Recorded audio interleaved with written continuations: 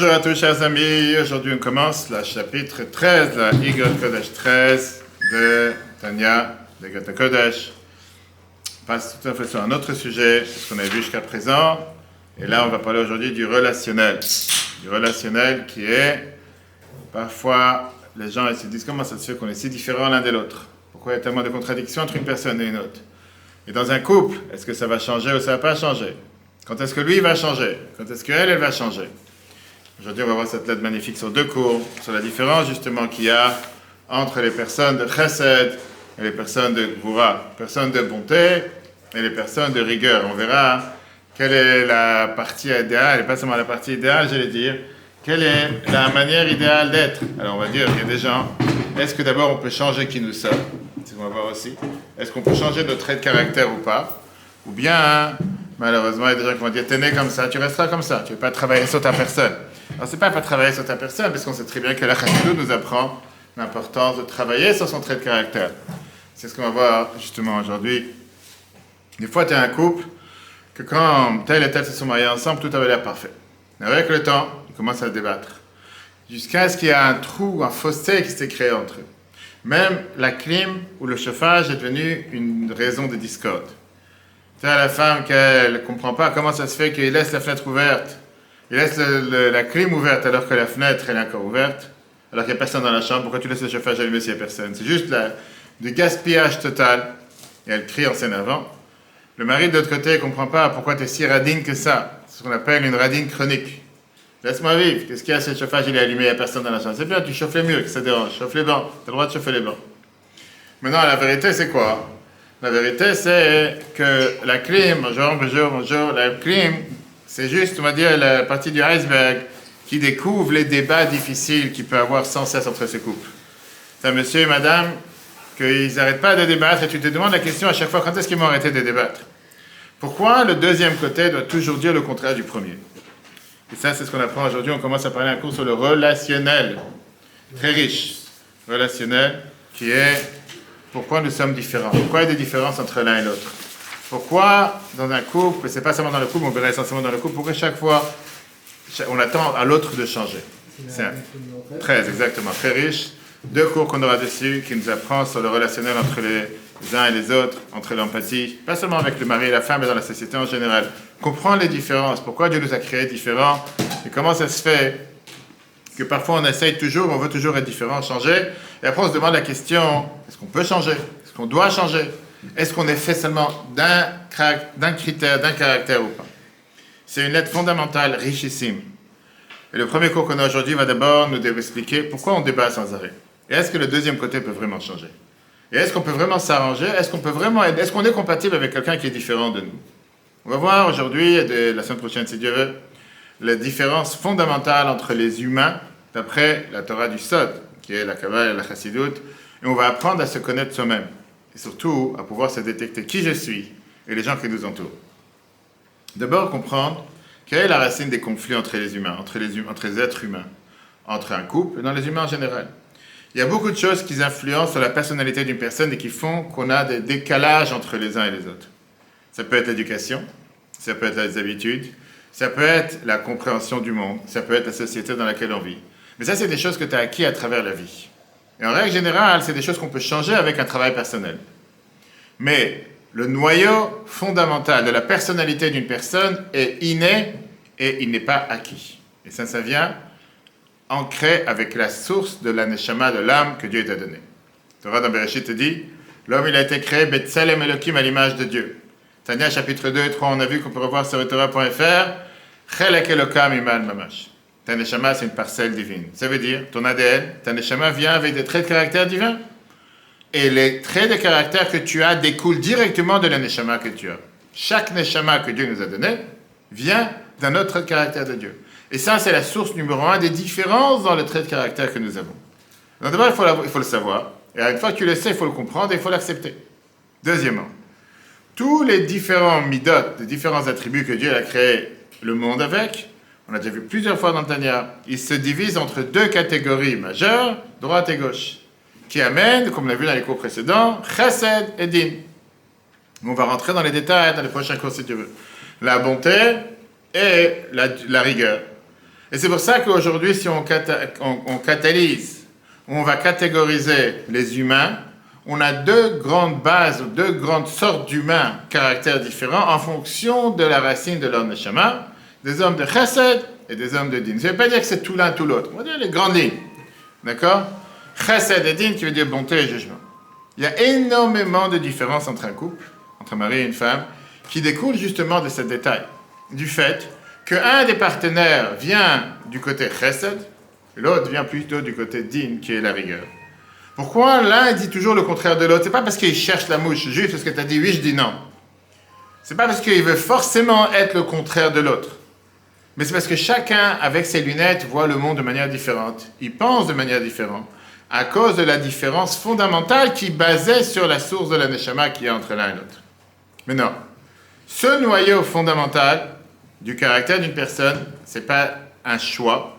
C'est pas quelque chose que tu peux changer non plus. C'est la racine, c'est qui tu es, c'est ton ADN. Tu ne peux pas changer ton ADN. C'est pas quelque chose qui vient à cause de tes actions, ça vient à cause du source de ta neshama. Et la racine de ta neshama, la racine de ton âme, tu ne peux pas la changer. De la même manière que tu ne pourras pas changer le fait que tu es né à de tels parents, tu ne peux pas changer la racine de ta neshama.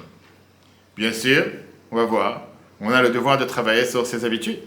On a le devoir de travailler sur ses a priori, sur la manière comment on comprend le monde. On a le devoir de travailler sur nos comportements. Et c'est tout ce que la chassidut t'apprend. Qu'un chassid, c'est quoi? Les shanot, teva midotav, changer la nature de tes traits de caractère. Mais tu ne peux pas changer le noyau fondamental, la base, l'ADN, tu ne peux pas la changer. Et donc, quelle est la première a priori que la Noazaké va nous enseigner aujourd'hui? La chose numéro 1 pour entendre, vivre avec l'autre, comprendre l'autre, vivre dans une société tout court, d'accepter la différence. Accepter la différence, ça veut dire d'accepter, d'intérioriser, de comprendre que je suis différent de mon partenaire. De céder le rêve que mon partenaire va changer. Parce que ça ne passera pas. Je parlais justement avec une fille cette semaine, je prenais avec une fille préparation au mariage, je disais que la base, on avait une des magnifiques réponses du Rabbi qu'un couple n'est pas là pour éduquer l'autre. Bien sûr que mon partenaire peut changer, peut s'améliorer, mais il ne pourra pas changer son ADN. À plus forte raison quand ce n'est pas mon partenaire, quand ce n'est pas mon mari ou ma femme. Tu ne peux pas attendre d'une personne qui a un trait de caractère de chesed, de se transformer et devenir une personne qui devient avec un trait de caractère de din, de rigueur, ou le contraire. L'épreuve, la réalité a montré que de vouloir changer l'autre, ça fait passer le message que tu ne l'acceptes pas tel qu'il est. Et automatiquement, naturellement parlant, c'est accepté chez l'autre de manière négative. Personne n'aime qu'on essaye de le changer. Chapitre numéro 1. Perek Yud Gimel, 13e chapitre. Marav Tufra. Ça, c'est un verset de Tehillim 31. Psaume chapitre 31, verset 20. Comment sont nombreuses tes bontés que tu as cachées à ceux qui te craignent. Ça, c'est comment David Amalek il parle. Il faut savoir que dans les serviteurs de Dieu, il y a deux niveaux. Ou madrigot, chalukot, deux niveaux qui sont totalement différents. Mitzat shoresh nishmatam, qui dépendent de la racine de leurs âmes. Le mal à méprinat, plus haut que ce qu'on appelle la droite et la gauche.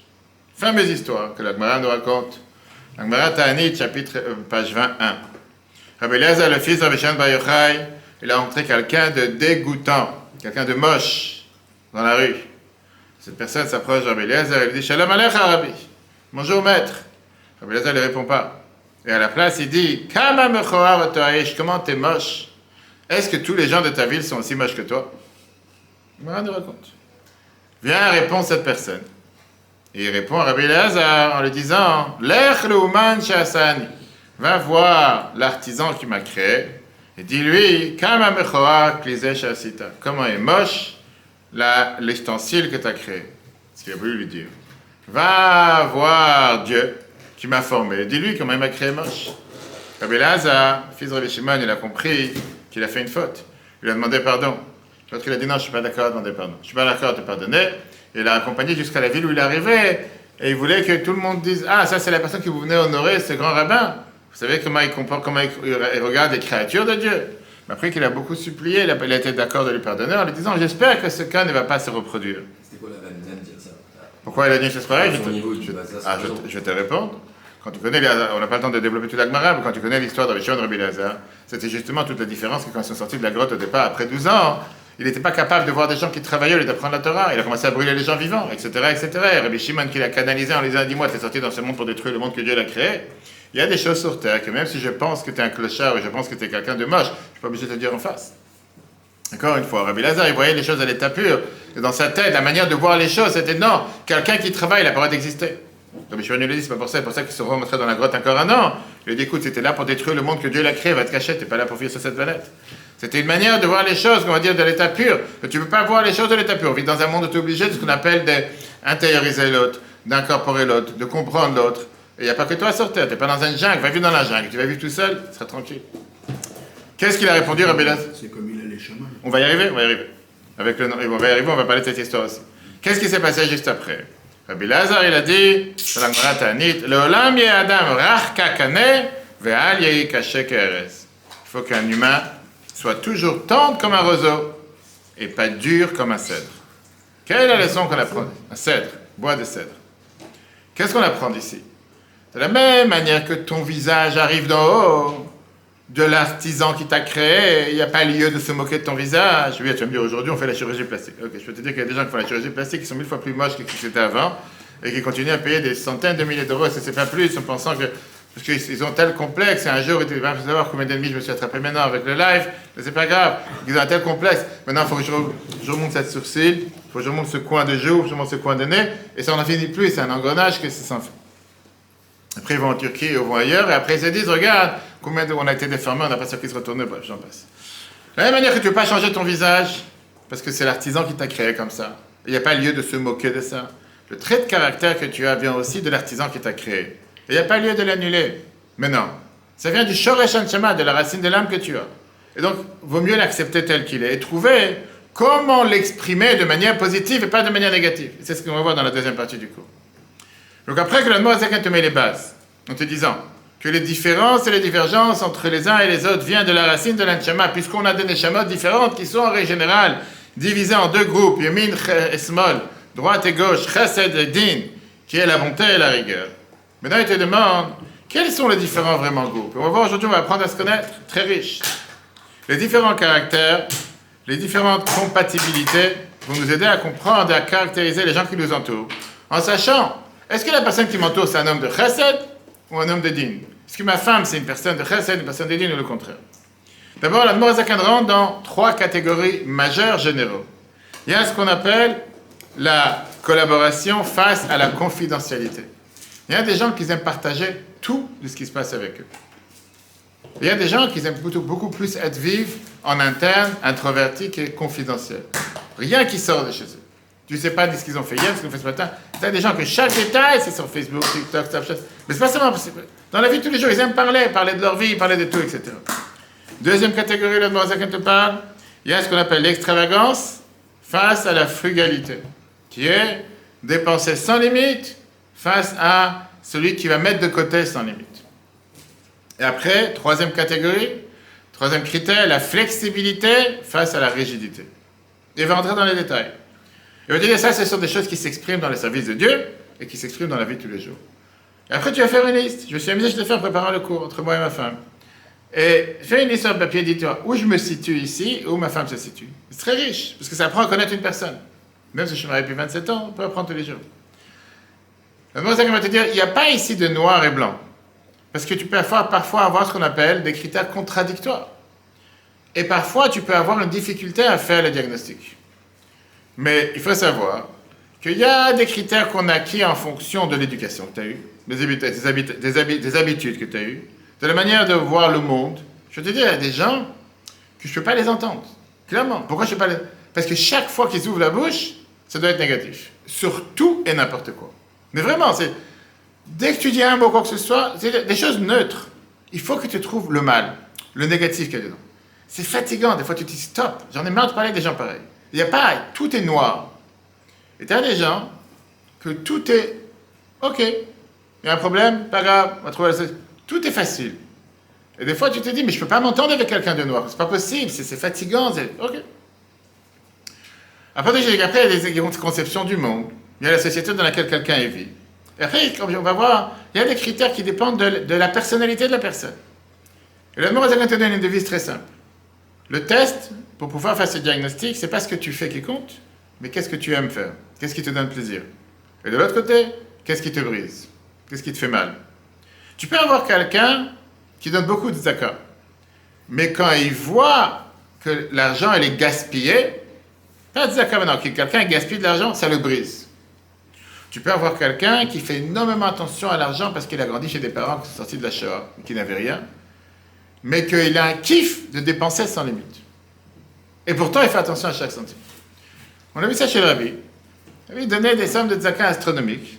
Mais le Rabbi, il était capable de te prendre la lettre que tu lui as envoyée, où il y avait un papier blanc, et déchirer le papier blanc, et le rendait au secrétaire pour l'utiliser pour écrire dessus. Ou il écrivait sur les côtés et les rebords, où le crayon du Rabbi, des fois, il était prêt jusqu'à la fin, il restait un quart de crayon. Il ne faut pas jeter.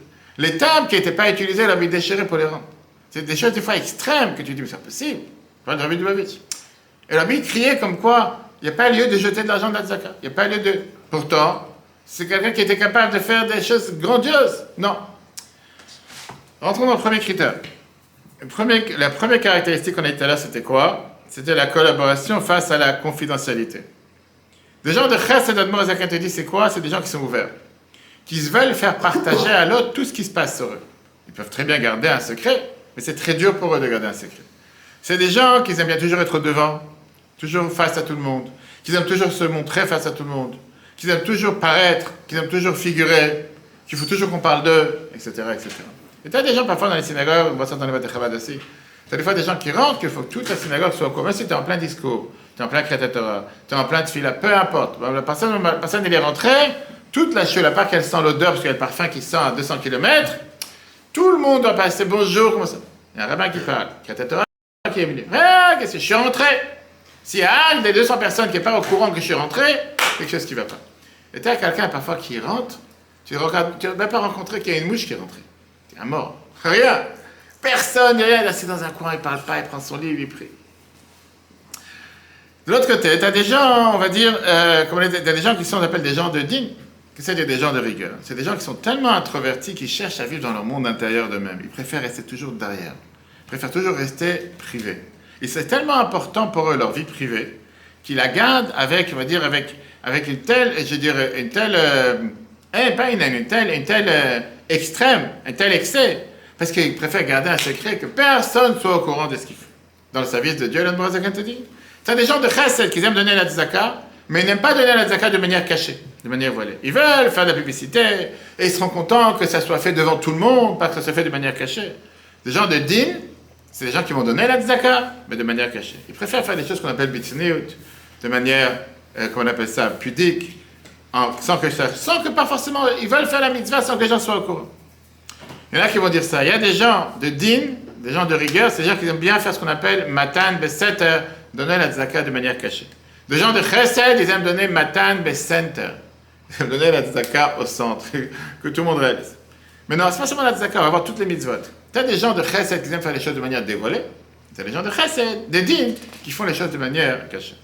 Le deuxième critère qu'on a vu tout à l'heure, c'était quoi? C'était, on a dit tout à l'heure, l'extravagance face à la frugalité.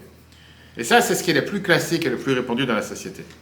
Dans tout ce qui est gérer les finances, ceux qui dépensent sans limite et ceux qui vont garder ou mettre de côté sans limite. Des gens de chesed, c'est des gens qui aiment donner, ils aiment dépenser, ils aiment éparpiller, ils aiment faire plaisir.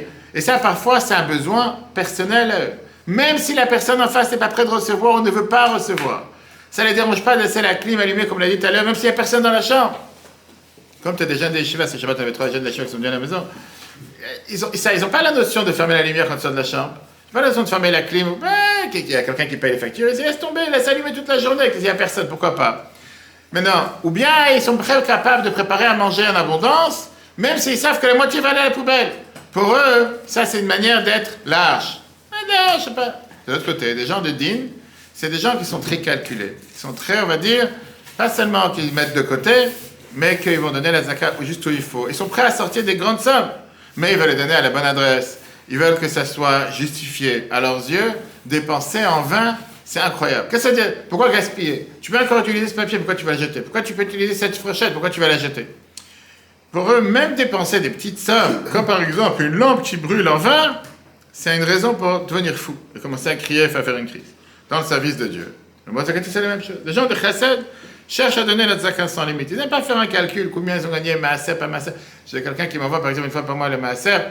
Hier, il a 106,54. C'est quoi, dis-moi, c'est quoi la gematria derrière? C'est quoi le calcul derrière? Qu'est-ce que tu as reçu? Un salaire, tu fais ça x 10 le maaser. C'est quoi le 106,54? Je veux comprendre. C'est qu'ils veulent donner pile maaser, pile un cinquième, un dixième. Mais tu as des gens de chesed qui aiment à donner ce qu'il y a, même si c'est beaucoup plus que ce que je dois donner. Quelle différence? Je ne sais pas. Et comme Rabbi l'écrivait dans beaucoup d'égotes, il a commencé à être médagdek avec Dieu, il a commencé à pinailler. Dieu m'a donné 106,54, je donne exactement ça, pas un centime de plus. Dieu il est large avec toi, sois large, que ça dépassait. Dans d'autres domaines, ils ne vérifient pas qu'est-ce qu'il faut pas. Ils cherchent à donner, ils cherchent à faire sans limite. Ils aiment leur femme, ils aiment leurs enfants, ils aiment la société, ils aiment les gens. Prends, vas-y, sois large. Des gens de digne, le Moazakin te dit, ils vont vérifier chaque domaine. C'est quoi la halakha? Qu'est-ce qu'il faut faire? Il faut mettre les tefilines, pourquoi je vais mettre les plus belles? Ça suffit, les tout petites. Minimum syndical. Je fais ce qu'il faut faire, mais ne me demande pas de faire plus. Les fnim et shuratadin, ce qu'on appelle dans le langage après Avot. Les fnim et shuratadin, qui est plus haut que la règle de l'arbre, ou minat chasidut, vous êtes pieux. Je fais ce qu'il faut faire. Je suis obligé de faire des choses manières. Il faut donner la zakat tous les jours. Donne 1 centime. Ils vont venir au début du mois, ils vont te demander de faire de la monnaie. Ils vont te faire 1 centime, des pièces d'1 centime. Ils vont te dire, non, j'ai mis 1 centime. Il faut faire la tzaka, j'ai fait. Qu'est-ce que tu peux reprocher? J'ai pas fait, j'ai fait la tzaka, j'ai mis 1 centime, ça suffit. Et automatiquement, ils ne vont pas faire ça seulement par rapport à la tzaka, mais dans la vie de tous les jours. Ils vont être là, ils vont faire quelque chose, mais ça va être toujours contrôlé, scrupuleusement limité, etc. Il vient le 3e critère avant de rentrer au 2e chapitre. C'est ce qu'on appelle tout à l'heure la flexibilité face à la rigidité. Un des secrets que la Bible avait donné aux Shluchim, j'ai entendu ça directement de Moshe Feller, je l'ai déjà vu à Minnesota, j'ai raconté ça à plusieurs personnes. Quand il est arrivé à Minnesota dans les années 5, début des années 60, il partait en Yechidot chez le Rabbi. Il a dit au Rabbi, comment réussir? Qu'est-ce que je vais faire là? Il y a tellement de choses à faire, il venait d'arriver à Minnesota. Le Rabbi lui a dit, une règle, pas 36. Il avait dit, apprends à être flexible. Et quand il nous a parlé, aujourd'hui il a 90 ans, il est encore vivant grâce à Dieu. Quand il nous a parlé, il nous avait raconté à nous qu'on apprenait pour les shluchim, des conférences, bref, qu'on apprend à chaque fois à prendre des conseils des grands, des anciens. Et qu'est-ce que ça veut dire flexible? Tu as préparé un cours de Tanya, tu as préparé un shiur. Tu vas apprendre avec une personne, il a un problème personnel aujourd'hui. Il veut te parler de son problème. Tu dis non, on a dit c'est qu'on apprend, on parlera un autre jour. Mais non, j'ai préparé ça, il n'y a pas de chose. Sois flexible. Sois pas quelqu'un qui est rigide. Ah, bien sûr que dans la flexibilité, il faut aussi de la rigidité. L'heure, c'est l'heure. Pas commencer. Ah, on a dit qu'on commence à te filer à 10h30. Tu peux commencer à 11h15, commencer à 11h20, terminer n'importe quand. On parle pas de ça. On va dans les détails, d'accord. Les gens de chesed, le Moazakin te dit, ce sont des gens qui sont flexibles. Qu'est-ce que ça veut dire? Ils peuvent courir dans chaque situation et ils peuvent toujours arrondir les points avec les angles. Ils sont capables de comprendre, d'accepter des différents comportements, des comportements problématiques. Même si le plan ne s'est pas passé comme il fallait, ils sont capables de trouver un plan B rapidement et s'adapter à n'importe quelle situation. On va pas piquer une crise. Je prends un avion, tu as des gens devant moi, derrière moi. Ah là, vous n'êtes pas encore ouvert. Pourquoi vous n'êtes pas encore ouvert? Qu'est-ce que tu deviens nerveux de chaque situation? Tu ne vas pas rentrer dans l'avion, on t'a déjà enregistré, tu fais l'accueil. Ils sont de 10 minutes en retard. Quelle différence? Tu prends un avion qui sort de Natbag d'Israël à l'heure, jamais sorti à l'heure. Qu'est-ce que tu as gagné en t'excitant sur la personne? C'est de sa faute. Et la personne en face essaie de l'expliquer. Mais non, c'est pas nous, c'est l'avion qui est arrivé de Paris en retard. Qu'est-ce que tu vas gagner en criant? Non, il faut absolument que je fasse remarquer, je crie, c'est pas normal. Qu'est-ce que tu vas changer? Tu vas rentrer dans l'avion, il partira quand il partira. Ça ne changera pas parce que tu vas crier, tu vas t'énerver, ça va changer quoi? Ça va rien changer. Maintenant, eux, naturellement parlant, c'est des gens, ce qu'on appelle en hébreu zormim. Les zormim, ils vont avec le courant. C'est des gens qui ne se prennent pas la tête à chaque détail. Alors oui, il n'est pas à l'heure, il est à l'heure. Mais encore une fois, c'est des choses qui ne dépendent pas de toi. C'est pas que tu peux rien y faire. À quoi ça sert de se prendre la tête? Un shaydin, c'est quoi des gens de rigueur? C'est des gens que tout est calculé. C'est des gens qui ne sont pas prêts d'arrondir les angles. C'est des gens que pour eux, le cadre, l'ordre, c'est énormément important. Ils vont faire attention, l'heure, c'est l'heure. Pas seulement faire attention, ils sont têtus sur le fait qu'il faut... Le plan, l'avion, il devait sortir à 10h51, il n'a pas le droit de partir à 10h52. Et quand le plan original il est brisé, là, ils sont totalement perdus. Ils prennent à cœur. C'est des gens qui vont s'énerver beaucoup plus difficilement quand les choses ne sont pas exactement comme il faut. Et ils sont prêts parfois à être durs en rapport avec chaque fois qu'il y a quelque chose qui sort du cadre. Dès qu'il y a quelque chose qui sort de la norme, ils deviennent, comme on dit en bon français, ils pètent un câble, ils deviennent complètement fous. Dans le service de Dieu, si on définit ça en deux versets, les hommes de chesed, ils préfèrent s'attacher plus à la mitzvah d'aimer ton prochain comme toi-même. Les hommes de din préfèrent s'attacher au biarta, aram et kirbecha, efface le mal qui est à l'intérieur de toi. Et si on... C'est pas si tranché que ça. Hein. On va tout de suite arriver, exactement, on va tout de suite arriver. Mais on va dire justement, si tu veux faire ça de manière plus générale, parce qu'on s'approche maintenant du Yutet qui se lève, C'est la différence entre la chassidut et le moussar. La chassidut va regarder toujours sur une personne la plus basse, comment il a quelque chose de bien à l'intérieur de lui. Le moussar va toujours regarder sur une personne la plus élevée, il y a toujours quelque chose de mal à l'intérieur de toi. C'est-à-dire, un est bien, l'autre est mal, non, c'est deux écoles différentes. Il y a des gens qui s'identifient plus avec la première école, il y a des gens qui s'identifient plus avec la deuxième école. Alors la question qu'il y a, comme je l'ai dit tout à l'heure, ça c'est les trois grandes bases, les trois grands critères. Moi, ça dit, il y a beaucoup d'autres critères. La paix avec la vérité, et parfois pour avoir la paix, tu peux avoir la vérité. Le pardon face à la critique. La confiance face à la suspicion. Et on peut rentrer dans beaucoup d'autres critères. Des gens qui sont beaucoup plus confiants et qui font confiance à tout le monde. Quand la formation que j'ai fait avec AI, il y a 2 semaines avec nous, c'était riche ici, mais j'apprends encore tous les jours. Et une des questions qu'un shliach a demandé, il y avait 300 personnes, c'était très très riche.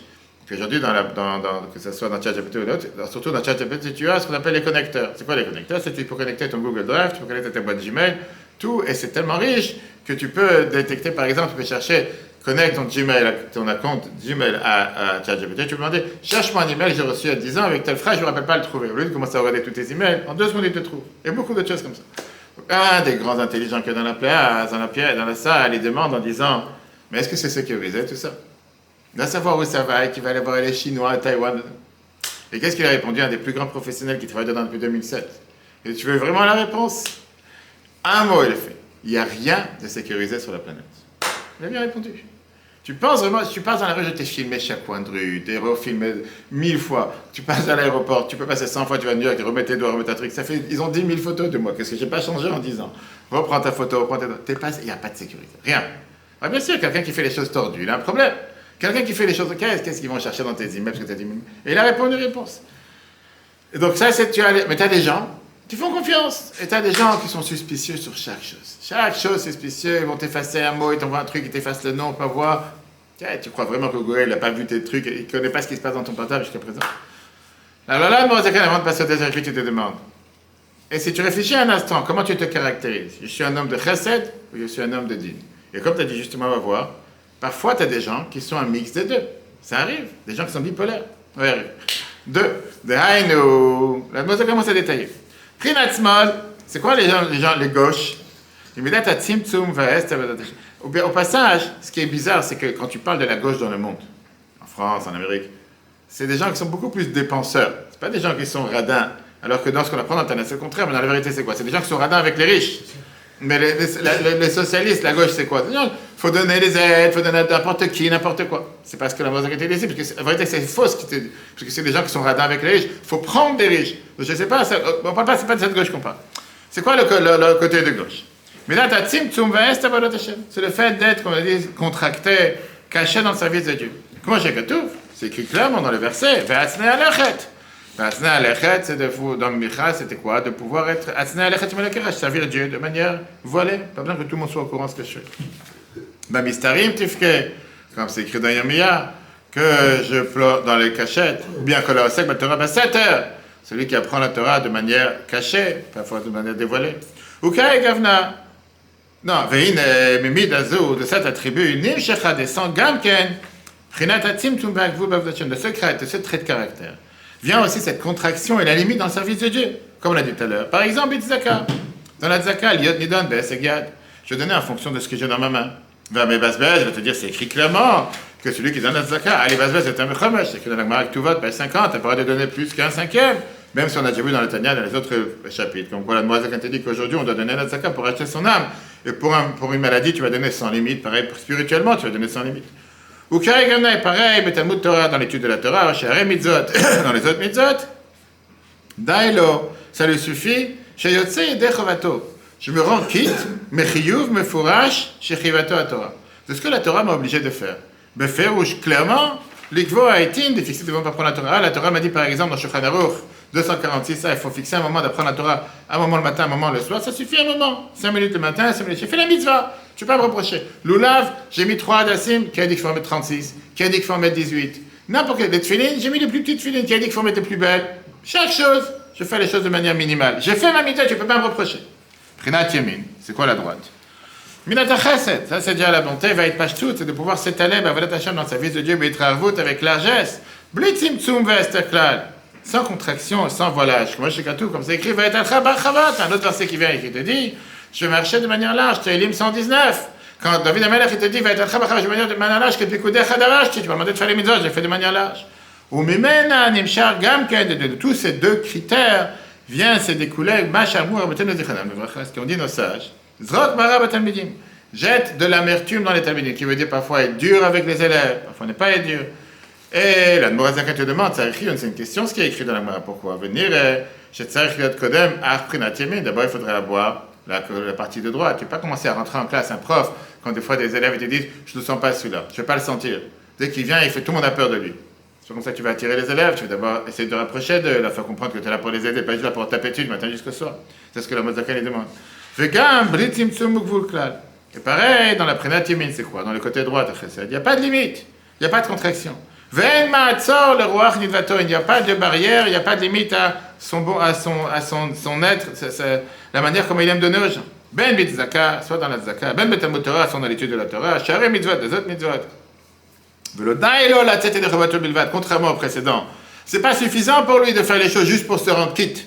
Elle a hâte d'Idaï, mais il va te faire ça de manière sans limite. Peuple juif, on a eu toujours des personnages dans chaque génération qui personnifiaient, si on peut dire, ces deux critères, comme la mode qu'on a développé aujourd'hui, Chesed et Din. Au début de tous les temps, c'était qui? Abraham et Yitzhak. Après, on a eu Aaron et Moshe. Et après, bien sûr, le fameux que tout le monde parle, comme il a dit Hervé, il est les Shammai. Il était celui qui représentait Midat Chesed, le côté du Chesed, qui était toujours plus lignant, cherchait toujours à pas plaire à l'autre, la Chesed et la Halacha, mais toujours trouver les critères, comment pouvoir faire comprendre et faire passer l'autre, faire passer le message de manière gentille, etc. Et Shammai était toujours Midat Adin, qui était la tribu de Din, était toujours rigoureux.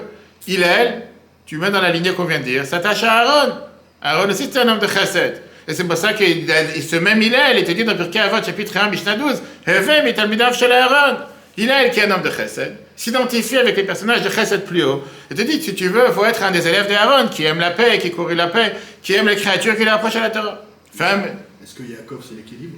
On va arriver après Yaakov. Et c'est une des raisons, justement, je veux le rallier avec la paracha, c'est une des raisons pourquoi ces enfants ont tous réussi, contrairement à Ishmaël et ça, on va y arriver. La fameuse histoire que la Gemara nous raconte, Shemara Shabbat, page 31, avec ce non-juif qui a voulu apprendre toute la Torah sur un pied, il est arrivé chez Shammai, il a poussé jusqu'au bout du bâtiment. On te dit, s'il n'y avait pas eu le mur, il aurait couru jusqu'à aujourd'hui. Alors que Shammai, ça vient le mot d'où Shammai, évaluation. Chaque chose il évalue. C'est un homme de vérité. Il n'était pas capable d'accepter une demande si arrogante. T'as pas honte? Tu demandes une question pareille, tu apprends la Torah sans l'embire, mais tu rêves. C'est même pas essayer d'entendre la question. Prends la porte, je n'ai pas le temps à perdre avec toi. Très bien. Et donc, pour ça qu'il a repoussé la personne. Viens, il est chez Hillel.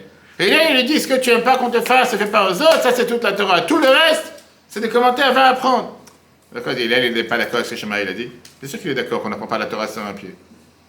Mais Hillel, il savait comprendre d'où vient la question. Il a vu la sincérité de la personne. Il a dit, écoute, la base fondamentale, c'est aimer le prochain. Pourquoi? C'est un homme de Chesed qui parle. Un homme de Chesed qui parle, il était capable de faire une chose pareille. Au final, la personne, elle a parti à prendre 3 ans, et après, il s'est converti. D'accord? Donc, on a dit jusqu'à maintenant que quoi? Que tu as deux groupes contradictoires. L'homme de Chesed et les hommes de Din. Et quel est celui qui a raison? Qui a raison parmi les deux? Et quel est le chemin à choisir? Est-ce qu'il faut dans la vie vouloir être un homme de Chesed ou être un homme de Din? Et là, encore une fois, le Moazar te répond avec 2 critères. 2 critères de base. La première, les Chachamim te disent, il n'y a pas une chose que Dieu a créée qui n'a pas sa place. Qui a raison? C'est pas une question. Il n'y a pas de réponse. Parce que les deux ont raison. Après, la question, est-ce que moi je peux me marier avec toi? C'est à toi de faire ton choix quand tu te maries. Chaque attribut a sa place. Chaque attribut a son domaine. Tu as des domaines dans la vie que tu es obligé d'utiliser le chesed, et tu as des domaines dans lesquels tu es obligé d'utiliser le din. Par exemple, grâce au chesed, il y a l'amour dans le monde, mais grâce au din, il y a un ordre dans le monde. S'il n'y a pas les jugements, c'est très bien ce qu'on dit tous les jours dans la tefila, Vashiva Shoftar Kivarachin, on parle des jugements, des tribunaux. S'il n'y a pas de tribunaux, il n'y a pas de jugements, tu ne pourras pas vivre sur cette planète. Tu es obligé d'avoir, tu ne peux pas être toujours amour, mais tu es obligé d'avoir un cadre. Comme Trump il a fait, il a fermé les frontières avec le Mexique, il n'y a pas stop, on ne peut pas recevoir les immigrants matin jusqu'au soir. C'est-à-dire, je ne suis pas de chesed, j'ai du chesed, mais il y a une limite que je ne peux pas, c'est pas sans limite. Maintenant, quand on parle des métiers, c'est la même chose. Il y a des métiers qui sont adaptés pour des hommes de chesed, et il y a des métiers qui sont adaptés pour des hommes de din. Et là, ne pourra pas s'identifier avec ça. Toi de choisir, tu veux entrer dans un tel métier, ça dépend de ton trait de caractère. Si tu as un caractère plus de chesed, tu ne pourras pas rentrer dans un tel métier. Et pareil le contraire, va tout de suite voir. Quand je parle de métier, quel métier est adapté à un homme de chesed, quel métier est adapté à un homme de din? Plusieurs métiers. Aide sociale, comptable, évaluation, avocat, tout ce qui est commerce, tout ce qui est commercialisation, tout ce qui est publicité, infirmière, police, homme de vente. Les hommes de chesed, ils vont s'adapter beaucoup plus à ce qu'on appelle aide sociale, infirmière, ce bénévolat, être actif dans tout ce qui est des domaines de chesed, des gens de commercialisation, de pouvoir faire du commerce, ou des gens de publicité, de vente, et tout ce qui est dépendant à l'autre, relation à l'autre, contact avec l'autre, etc. Des hommes de din, ils vont beaucoup plus s'adapter à des travaux qui sont comptables, avocats, police, évaluation, tout ce qui demande d'avoir un cadre, un ordre, ponctualité détaillée. C'est pas pour rien qu'on a dit tout à l'heure qu'on sait très bien que tout est allusionné dans le nom d'une personne, que Shammai, qui représente le din, pourquoi il est appelé Shammai? Ça vient du mot Shamaout. C'est quoi Shamaout? Évaluation. Chaque chose est précis. Il n'y a pas ici, c'est au millimètre carré. Il n'y a pas quelque chose que tu peux faire ce que tu as envie. Il va construire le meuble. Quelle différence si c'est tel, il y a le plan, c'est pas écrit au détail. C'est pour ça un mur plus grand, un mur plus bas, c'est pas grave. Tu ne peux pas construire une meuble pareil. Mais non, moi ça te dit. Ça ne veut pas dire qu'un homme de chesed ne peut pas être comptable. Ça ne veut pas dire qu'un homme de din ne peut pas travailler dans la publicité. Mais en règle générale, chacun il a une tendance avec quoi il va s'identifier plus, avec quoi il va être plus performant. Et tu as des domaines de métiers dans lesquels tu as besoin d'avoir les deux. Et c'est pour ça que tu as besoin d'avoir deux partenaires dans le cabinet. C'est pour ça que tu as besoin d'avoir deux personnes dans la société. Tu as besoin d'avoir l'homme dur, tu as besoin d'avoir le DRH, tu as besoin d'avoir ceux qui travaillent avec le personnel et ceux qui passent les commandes. Tu as besoin d'avoir celui qui est la personne sympa dans la société, qui va comprendre tout le monde et écouter tout le monde, et l'autre qui va mettre un cadre, disons, c'est pas parce qu'il est sympa que l'autre il peut venir quand il veut et partir quand il veut. Tu as besoin d'avoir l'équilibre des deux. Donc c'est la base numéro 1. Quand tu demandes qui a raison, il n'y a pas qui a raison. On a besoin des deux. Et après c'est à toi de savoir avec qui tu vas t'identifier plus. Critère numéro 2, et ça c'est la réponse que j'ai dit tout à l'heure. Moshe Kandivien te dit c'est une base fondamentale et surtout dans le couple.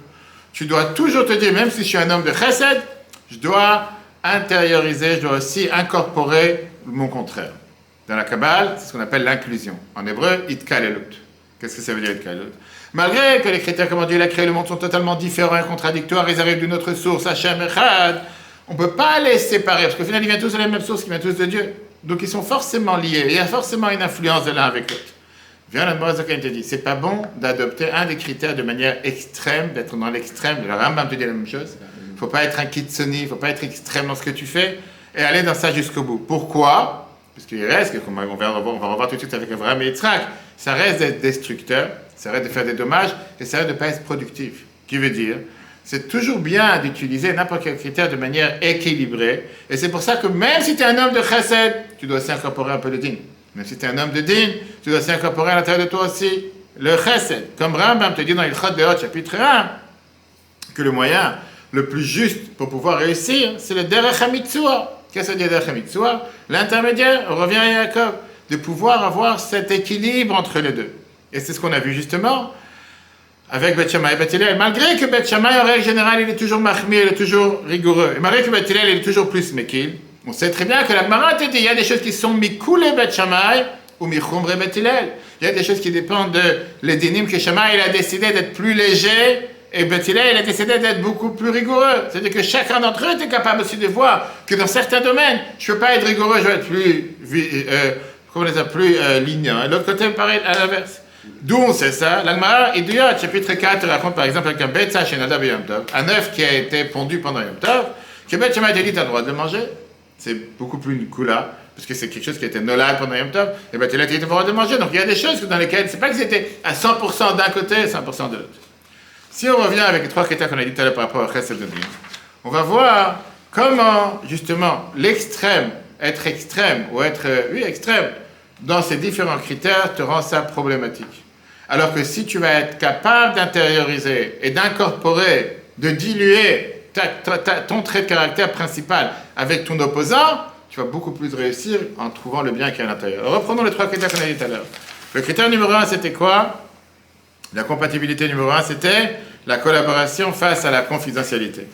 Quand quelqu'un il partage tout ce qu'il fait de manière extrême, il risque parfois de perdre son autonomie, de perdre sa vie privée, de devenir quelqu'un qui, toute sa vie privée est publique. Il n'a plus de vie privée. Tout ce qu'il fait, il ne sait plus mettre une limite à quoi et à n'importe quoi. Il est capable de raconter toute sa vie privée jusqu'au moindre détail. Il est capable de perdre toute sa vie privée, toute son autonomie.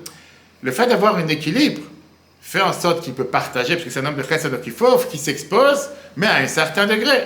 De l'autre côté, quelqu'un qui est totalement renfermé, comme on l'a dit tout à l'heure, qui est extrêmement caché, extrêmement secret, ça réveille des soupçons, jusqu'à ce que quelqu'un qui est prêt à parler de rien, à raconter rien. L'équilibre, c'est-à-dire que même si je suis quelqu'un qui est beaucoup plus introvert, certaines choses, il est prêt à raconter, il est prêt à partager avec l'autre, pas quelqu'un qui est totalement renfermé que sur lui-même. On a dit tout à l'heure, le deuxième critère qui était l'extravagance face à la frugalité, qui veut dire ou dépenser ou mettre de côté. Si quelqu'un il dépense sans limite, ça peut être incontrôlable. Qu'est-ce que ça veut dire incontrôlable? Il va avoir un trou dans les banques. Donc il dépense tout et n'importe quoi, tout va sans réfléchir, sans calculer. Il va devenir, comme on appelle ça, va être pochette de règle, il va être insolvable rapidement. Alors c'est quoi l'équilibre? C'est de mettre dans sa manière de dépenser, de mettre aussi un équilibre, de faire en sorte qu'il y a une certaine dîne, une certaine contraction, une certaine barrière. Pareil, de l'autre côté, quelqu'un qui est totalement, qui sait totalement mettre de côté, ça peut parfois le rendre radin, peut parfois être capable de jamais dépenser. Combien de fois que j'entends des couples qui viennent me raconter leurs histoires et leurs problèmes, que des fois quelqu'un qui n'est pas prêt à lâcher un centime pour l'autre, pas prêt à rien, aucun geste qui montre comment il est prêt à agir pour l'autre. Alors que si tu es capable d'équilibrer ça avec la générosité, ça s'appelle quelqu'un qui est capable de mettre de côté, mais de manière réfléchie, pas de manière... C'est comme la fameuse histoire. Il y a un couple qui est deux fois chez un rave, et la femme a dit, je comprends pas, on m'a toujours dit qu'avoir des fleurs pour Shabbat, c'est quelque chose de bien, etc. Il n'est jamais capable de donner des fleurs, il ne veut pas acheter des fleurs, il est toujours contre les fleurs, etc. Et lui, qu'est-ce qu'il dit? Moi, j'ai fait un calcul. Acheter des fleurs toutes les semaines, 50 €. 4 semaines par mois, ça fait 200 €. 50 semaines par an, ça fait je sais pas combien, 10 000 €. 10 000 € que je mets dans la maison pour acheter une maison. Je suis pas prêt à mettre 10 000 € à la poubelle. Je préfère les mettre dans ma maison. Et le rabbin qui répond à la fin, il a raison dans son idée. Mais personne ne demandait d'aller dans l'extrême. Personne ne demandait d'acheter des fleurs parce qu'on t'a dit qu'il faut acheter des fleurs comme l'autre côté, qui est que puisqu'il faut acheter des fleurs, chaque semaine il va aller acheter des fleurs. Et qui t'a dit que c'est ce qui lui fait plaisir, peut-être elle n'est pas intéressée. Mais de temps en temps, pour une fête ou quelque chose, pas parce que tu dois être dans l'extrême, j'achèterai jamais. Tu peux acheter de temps en temps, quand ça fait plaisir, quand ça montre que tu as fait quelque chose, pas parce qu'on t'a dit de faire, etc. Troisième chose qu'on a dit tout à l'heure, troisième critère. Hein? Je n'ai pas entendu. Quand c'est bien comporté. Quand c'est pas tous les jours. Quand c'est tous les jours, qu'est-ce que tu fais? Et après, tu as le troisième critère qu'on a dit tout à l'heure qui est, on a dit, savoir être la flexibilité face à la rigidité. Qui était quoi? Si quelqu'un il est flexible de manière extrême, il peut avoir ce qu'on appelle un balagan total. Il n'a rien à faire que les jeux sont par terre, que les enfants sont par terre, tout est par terre, que la vaisselle n'est pas propre. Et je dis, je rentre dans des maisons pareilles, c'est pas le mot flexible. C'est pas un foutoir, tu te dis c'est la jungle. Tu dis, rien. Et quand tu réfléchis, et la femme qui dit, mais j'ai tout nettoyé en 2 minutes. Tout est en l'air, etc. D'accord? C'est-à-dire, ça devient incontrôlable. Ça devient incontrôlable parce qu'il n'y a aucune programmation. C'est quelqu'un qui est flexible. Il n'a même pas réservé son billet d'avion la veille. Il va réserver le jour même. Il a payé 3 fois plus cher que j'en ai à faire. Ça rentre dans les mêmes critères parce puisque c'est quelqu'un qui est soi-disant du côté chesed, il va gaspiller. Alors que tu aurais pris ton billet il y a 2 mois, tu aurais payé 10 fois moins cher. Quelle différence? C'est la carte qui paye. Ah, après je paierai des intérêts, c'est pas grave. Et de l'autre côté, avoir des règles qui viennent t'équilibrer et qui vont t'amener à une certaine rigidité, ça peut rentrer cette rigidité dans la flexibilité, le faire réussir. De l'autre côté, quelqu'un qui est trop rigide, ça fait en sorte que la personne se renferme, peut se détruire avec tout son entourage. D'avoir cet équilibre, de faire entrer dans sa rigidité une certaine flexibilité, donc quand ce qu'il a besoin, ça peut le faire réussir. Regarde dans le 3e chapitre. Quand les Israël, n'importe quelle personne, c'est-à-dire que Kaloum, le Bet Prenatelou, viens la Morazakan termine ce premier paragraphe, cette première moitié de la lettre 13. Chacun d'entre nous doit incorporer à l'intérieur de lui ces 2 différents traits de caractère qu'on a vu tout à l'heure. Comme on l'a dit tout à l'heure, il n'y a pas une chose qui n'a pas sa place. Pour ça qu'on a trouvé Kamadvarim, ça c'est la Mishnah des Pirkei Avot. Pour ça qu'on a trouvé Kamadvarim, Mikule Bet Shammai, on avait plusieurs choses que Bet Shammai a été plus Mekil. Shammai était plus lignant, plus léger. Et Bechomot Bet Hillel, les rigueurs de Bet Hillel. Le Lamden pour nous enseigner. Shav Bet Shammai, que même Bet Shammai, Sheshaveh, Sheshpatam, Mechanat Sipala Elion, que la racine de Sam Neshama venait de la gauche d'en haut. C'est pour ça qu'il jugeait à chaque fois d'être rigoureux dans toutes les interdictions de la Torah. Ou Bet Hillel, qui fait partie de la droite d'en haut. Ayum Elamdim, ce route là qu'elle est trouvée, toujours le moyen de pouvoir être Mekil plus lignant, les attirer, permettre. Issouré Bet Shammai, les interdictions de Bet Shammai. Chez Yom Mutarim et Issuram, qu'il soit permis de leur interdiction, Viyuchlot, le malin pour aller vers le haut. Afal Piken, néanmoins, Bekam Advarim, dans certaines choses, Ayou Bet Shammai, Mekilim, on sait que Bet Shammai eux-mêmes, ils étaient plus lignants. Mipnei Kalut, Shoresh Shpatam, parce qu'il y avait cette inclusion à la racine de la Neshama, chez Ukalul Gam Yamin, qui n'était pas seulement de gauche, qui inclut aussi la droite. Vechen Shoresh Hisham Bat Hillel, aussi la Neshama de Bat Hillel, Kaloul Gam Ismael, qui inclut aussi la gauche. Qui a Doua Derech Umidot Kodesh Haelyon. Comme on sait très bien la manière et la fonction de comment fonctionnent les midot, les attributs et les traits de caractère de Dieu. De l'etaman kitsut, il n'y a pas là-bas kitsut, ce que ça veut dire, une coupure de toutes ces branches de ces racines de leur source, ou piroud, de la séparation totale une attribut de l'autre, Hazashalam, que Dieu nous en préserve. Chez Dieu, c'est une seule personne, c'est un Dieu. Toutes ces midot sont inclus les uns des autres, l'une dans l'autre. Et c'est pour ça, ils sont unis l'une avec l'autre, qui a deux comme c'est connu. Avraham, comme on a vu avec Avraham, Shou midat chesed ve'ava, que midat chesed, Avraham représente tout ce qui est la bonté et l'amour. Qu'est-ce qu'il a dit?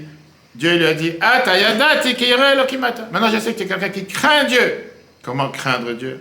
Parce qu'il s'est habillé avec le critère de Gvura, parce qu'il était prêt même à sacrifier son fils. Vayakod était Tragbeno, sacrifier son fils. Vayakar était Maachelet, il a pris le couteau, etc. Les commerçants de bois à l'époque, ils avaient l'habitude de faire passer les marchandises sur les mers, etc., avec des radeaux. Et comment ils les faisaient voyager? C'était des radeaux, beaucoup de radeaux malheureusement, qui tenaient pas longtemps parce qu'il y avait des températures froides, il y avait des températures, comment on appelle ça, des événements périodiques, de températures qui étaient très dures et qui faisaient que, ou bien des contours dans la mer, et les radeaux, les branches, pas les branches, les tronçons massifs qui étaient collés, ils tombaient. Il y avait un radeau qui a réussi que tout ce qui faisait marcher, un commerçant, que tous les radeaux qui faisaient passer, ils étaient en forme. Jamais ils passaient. Jamais ils se cassaient. On lui a demandé c'est quoi le secret. Il a dit c'est très simple. Il a dit les bois naturels arrivent avec différentes, pas seulement fissures, mais avec différentes piques. Il y avait différents morceaux de bois qui ressortent. Maintenant, quand tu dois attacher les poutres, c'est le mot que je cherchais tout à l'heure, quand tu dois attacher les poutres l'une à l'autre, en règle générale, les pics et les ressorts de chaque bois dérangent. Tu ne peux pas coller une poutre à l'autre. C'est comme tu as des pics qui ressortent de ce bois avec l'autre bois. Si tu veux les coller, ça ne marche pas. Donc il faut tailler et il faut raser. Très bien. Qu'est-ce qu'ils font tous les déménageurs? Eux, ils enlèvent toutes les piques, tout ce qui ressort des poutres, qui font en sorte qu'ils ne sont pas droits. Et comme ça, ils essayent de faire en sorte d'attacher tous les poutres avec des cordes fortes. C'est magnifique. Ce qui fait que tu as 10 poutres d'affilée. Ils sont tous lisses comme il faut, avec des cordes. Ça tient quand c'est par terre. Dès que c'est dans l'eau, ça commence à monter et descendre. Tu as tout perdu. Il fait la seule chose qui tient ces poutres, c'est quoi? C'est la corde. Moi, je fais différemment. Quand j'ai un bois qui a des morceaux qui ressortent et des pics qui ressortent, à la place, je cherche un bois qui a des fissures à l'intérieur, qui a des trous à l'intérieur. Et qu'est-ce que je fais? Je colle ces bois, qui fait que les pics de l'un ou ce qui ressort de l'un rentrent dans les creux de l'autre. Et donc automatiquement, chaque morceau qui ressort rentre dans le creux de l'autre, ce qui fait que ça tient beaucoup plus dur. Et automatiquement, quand je passe sur la mer, ça ne se casse pas. Ça veut dire quoi? L'un est là pour compléter l'autre.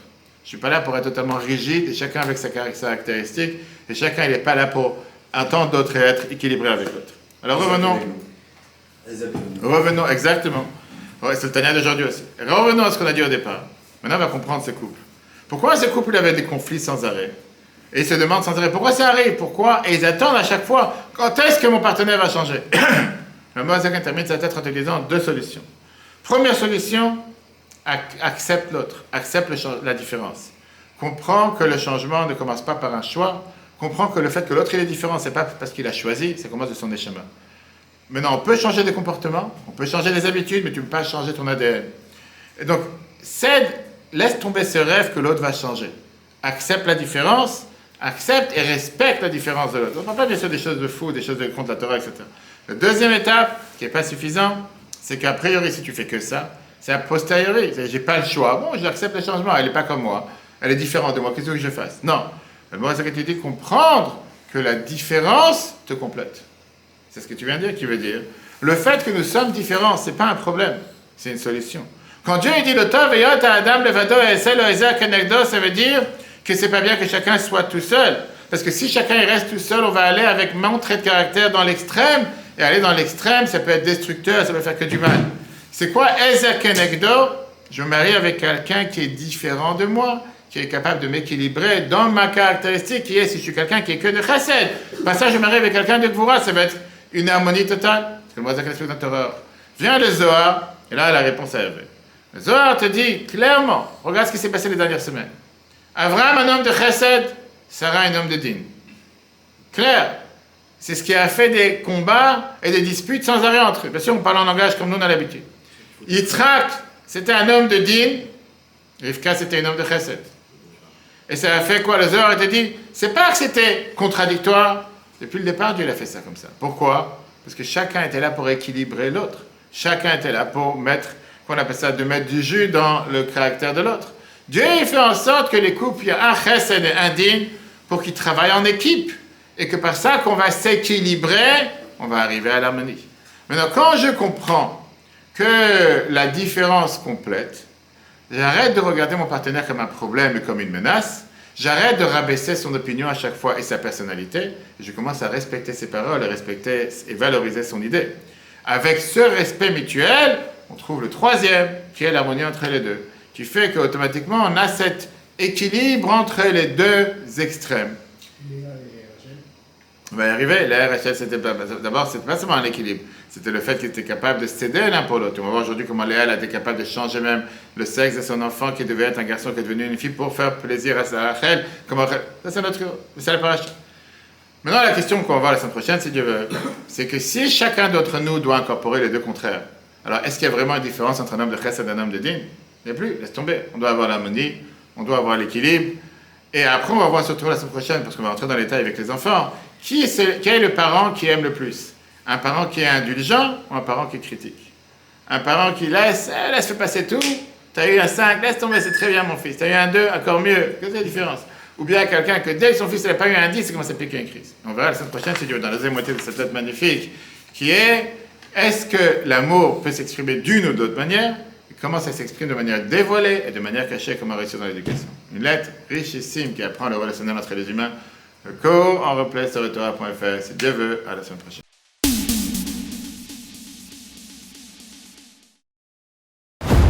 etora.fr, la Torah en live. Ce cours est proposé par etora.fr. Pour nous aider à continuer à diffuser les cours de Torah, vous pouvez faire même une petite contribution sur notre site www.etora.fr dans l'onglet Faire un don. Retrouvez-nous aussi sur les réseaux sociaux.